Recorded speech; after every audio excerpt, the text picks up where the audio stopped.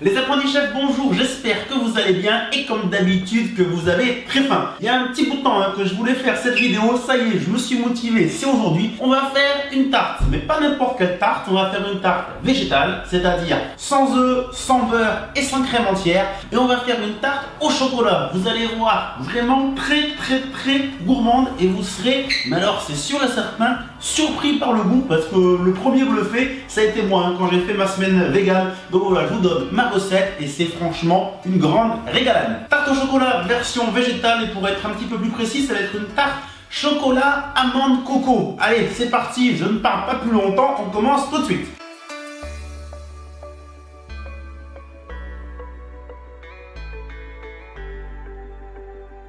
On commence par notre pâte sablée végétale. Dans mon saladier, j'ai donc mis la farine, le sucre glace et la poudre d'amande. À la place du beurre, j'ajoute donc ma margarine 100% végétale. Exactement comme avec le beurre, du bout des doigts, je vais venir travailler la margarine avec la farine, le sucre glace et la poudre d'amande. Alors c'est exactement pareil, à part que du coup, ça va être beaucoup plus rapide parce que la margarine est beaucoup plus molle. Une fois que le sablage est effectué, voilà, alors là c'est exactement pareil qu'avec une pâte traditionnelle. Pour remplacer l'œuf, je vais ajouter à peu près 30 g d'eau. J'ajoute également environ 20 g de crème de coco légère. Et maintenant c'est parti, je vais tout mélanger pour former ma pâte. Alors si la pâte est trop collante, vous n'hésitez pas à rajouter de la farine. Ma pâte est prête, alors comme une pâte traditionnelle, je vais la filmer. On va la placer au frais minimum 2 heures. Mais voilà, si vous n'avez pas trop de temps comme moi là, je vais la mettre au congélateur. Le but c'est qu'elle raffermisse, ça sera beaucoup plus facile. Ensuite étaler pour placer dans le cercle. J'ai récupéré ma pâte au frais, je l'ai enlevée de son film plastique. J'aurais pu la laisser un petit peu plus longtemps, mais bon, voilà, comme je vous ai dit là, j'ai pas non plus trop de temps. Je vais l'aplatir au rouleau à pâtisserie. Alors ça donne une pâte qui est un petit peu moins ferme qu'une pâte traditionnelle. C'est pour ça que normalement il faut bien la laisser au frais, n'hésitez pas. Puis je mets du rouleau, je l'enroule et je la place sur mon cercle. Je viens bien la foncer, la coller sur le cercle. Je coupe les bords à l'aide du rouleau. On la colle bien coller la pâte au cercle. J'ai appliqué la pâte à la fourchette.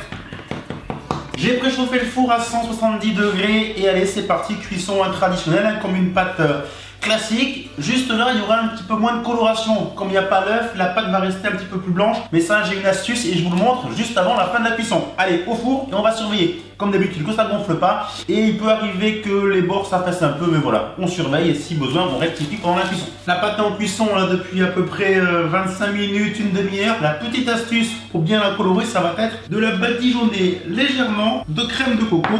En plus, ça va lui redonner et accentuer le goût, bien sûr, sur les bords.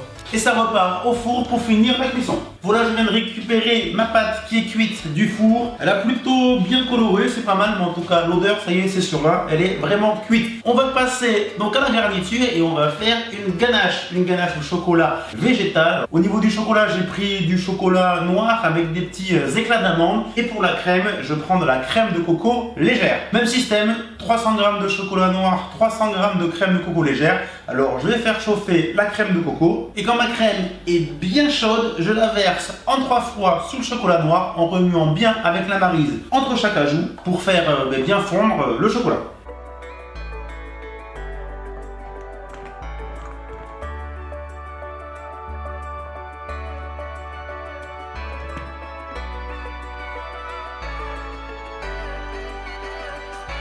Ma ganache chocolat crème de coco est terminée. Alors ça se voit, rien qu'à la vue, elle est tellement onctueuse, elle fait vraiment très crémeuse. Plus qu'une ganache au chocolat traditionnelle que j'ai l'habitude de faire.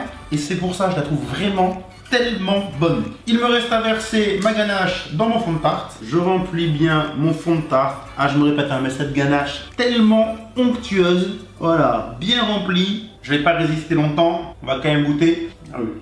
Je vous assure, alors on sent pas vraiment la coco sur cette ganache, mais alors elle est tellement onctueuse, c'est vraiment, honnêtement, c'est à découvrir. Pour terminer, pour renforcer un petit peu le goût de coco, il me reste à saupoudrer ma tarte de coco râpé. Ma tarte chocolat amande coco est terminée. Vous avez vu, très facile, cette tarte sans œufs, sans beurre et sans crème entière. Et honnêtement, c'est juste un délice. Je vais juste la placer au frais une demi-heure, 1 heure. La ganache elle reste vraiment très crémeuse comme ça et elle prend un peu plus vite au frais qu'une tarte au chocolat classique. On pourrait limite même la déguster dès maintenant, une demi-heure, une heure au frais et c'est parfait. Les apprentis chefs, j'espère que cette vidéo vous aura plu et surtout n'hésitez pas à essayer de faire cette tarte au chocolat 100% végétale. Vous allez voir, ça va vous amuser et ça va vous surprendre à la dégustation, mais ça j'en suis sûr, tout comme moi j'ai été surpris. N'oubliez pas, abonnez-vous à la chaîne YouTube si ce n'est pas déjà fait. Vous retrouvez toutes les vidéos sur www.lesapprentischefs.com et comme d'habitude, on donne rendez-vous très vite avec une nouvelle vidéo. Ciao tout le monde, bye bye.